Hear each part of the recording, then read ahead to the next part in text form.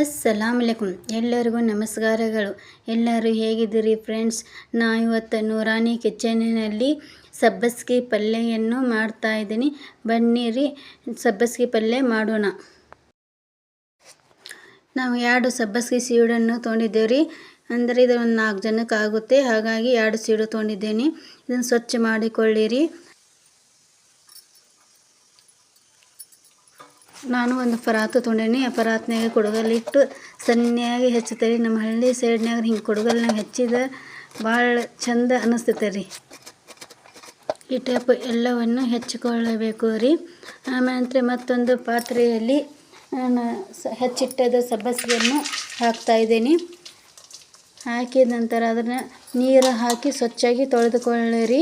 ಯಾಕಂದರೆ ಅದರಲ್ಲಿ ಎರೆಮಣ್ಣು ಅದು ಎಲ್ಲ ಇರ್ತೈತಿ, ಹಾಗಾಗಿ ಅದನ್ನು ಸ್ವಚ್ಛಾಗಿ ತೊಳ್ಕೊಬೇಕು ರೀ.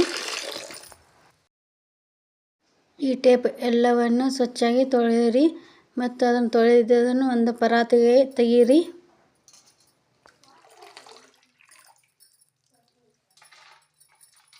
ತೆಗೆದ ನಂತರ ನಾನು 3 ಬೆಳ್ಳುಳ್ಳಿಯನ್ನು ತೊಗೊಂಡಿದ್ದೀನಿ ಒಗ್ಗರಣೆಗೆ. ಈ ಬೆಳ್ಳುಳ್ಳಿ ಹಾಕಿ ಒಗ್ಗರಣೆ ಕೊಟ್ಟರೆ ಘಮ ಘಮ ಅಂತೈತೆ ನೋಡಿರಿ. ಈಗ ಮತ್ತು ನಾವು 4 ಹಸೆಕಾಯಿ ತೊಗೊಂಡಿದ್ದೀವಿ. ಅದು ಸಪ್ಪಿದ್ದಕ್ಕೆ ನಾನು ಜಾಸ್ತಿ ತೊಗೊಂಡಿದ್ದೀನಿ. ನೀವು ಕಡಿಮೆ ತಿನ್ನೋರಿದ್ರೆ ಕಡಿಮೆ ತೊಗೊರಿ. ಮತ್ತು ನಾನೊಂದು ಸ್ಟೀಲ್ ಪಾತ್ರೆಯಲ್ಲಿ ಬಿಸಿಗಿಟ್ಟಿದ್ದೀನಿ. ಕಾದ ನಂತರ 1 ಸ್ಪೂನ್ ಎಣ್ಣೆಯನ್ನು ಹಾಕುತ್ತಾ ಇದ್ದೀನಿ.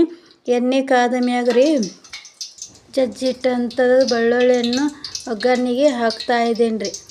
ಅದು ಸ್ವಲ್ಪ ಕೆಂಪಾಗೋ ತನಕ ಫ್ರೈ ಮಾಡಿರಿ. ಈಗ ಹೊಳಸಾಡಿರಿ. ಆ ನಂತರ ಅದನ್ನು ಹೆಚ್ಚಿಟ್ಟಂಥದ್ದು ಮೆಣಸಿನ್ಕಾಯಿಯನ್ನು ಅದಕ್ಕೆ ಹಾಕಬೇಕು ರೀ.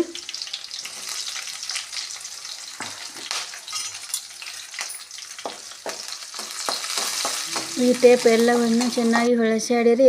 ಈ ಕೆಂಪದಾದ ಮೇಲೆ ರೀ ತೊಳೆದಿಟ್ಟಂಥ ಸಬ್ಬಸಿಯನ್ನು ಅದಕ್ಕೆ ಹಾಕುತ್ತಾ ಇದ್ದೀನಿ. ಅದು ಹಾಕಿದ ಮೇಲೆ ರೀ ಅದು ಎಣ್ಣೆಯಾಗ ಚೆನ್ನಾಗಿ ಹೊಳಸಾಡಿಕೊಳ್ಳಿರಿ.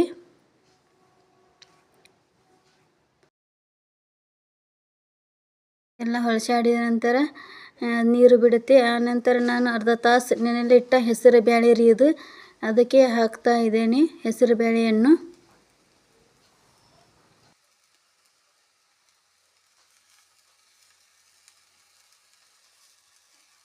ಎಲ್ಲ ಬೇಳೆ ಹಾಕಿದ ನಂತರ ನಾನು ಕೆಂಪು ಉಪ್ಪನ್ನು ತೊಗೊಂಡಿದ್ದೀನಿ. ರುಚಿಗೆ ತಕ್ಕಷ್ಟು ಕೆಂಪು ಉಪ್ಪನ್ನು ಹಾಕಿರಿ. ಅರ್ಧ ಸ್ಪೂನ್ನಷ್ಟು ಅರಿಶಿನ ಪುಡಿಯನ್ನು ಹಾಕ್ತಾಯಿದ್ದೀನಿ. ಹಾಕಿದ ನಂತರ ಅದನ್ನು ಎಲ್ಲವನ್ನು ಚೆನ್ನಾಗಿ ಮಿಕ್ಸ್ ಮಾಡಿಕೊಳ್ಳಿರಿ. ಮಿಕ್ಸ್ ಆದ ಮೇಲೆ ಅದನ್ನು ಮುಚ್ಚಿ ಒಂದು 3 ನಿಮಿಷದಿಂದ 4 ನಿಮಿಷ ಕುದಿಸಿ. ಕುದ್ದ ನಂತರ ಅದು ಎಲ್ಲ ನೀರನ್ನು ಹೋದ ಮೇಲೆ ನಮ್ಮ ಸಬ್ಬಸ್ಗೆ ಪಲ್ಯ ರೆಡಿಯಾಗಿದೆ. ಈ ಟೇಪ್ ಬಂದಿದೆ ನೋಡಿರಿ ನಮ್ಮ ಸಬ್ಬಸ್ಗೆ ಪಲ್ಯ. ಇದು ರೊಟ್ಟಿ ಜೊತೆ ಅಥವಾ ಚಪಾತಿ ಜೊತೆ ತಿಂದರೆ ನೀವು 2 ತಿನ್ನೋದು ಬದಲು 4 ಚಪಾತಿ ರೊಟ್ಟಿ ತಿಂತೀರಿ. ಅಷ್ಟು ಚೆನ್ನಾಗಿ ಟೇಸ್ಟ್ ಬರುತ್ತೆ ಬೆಳ್ಳುಳ್ಳಿ ಒಗ್ಗರಣೆ.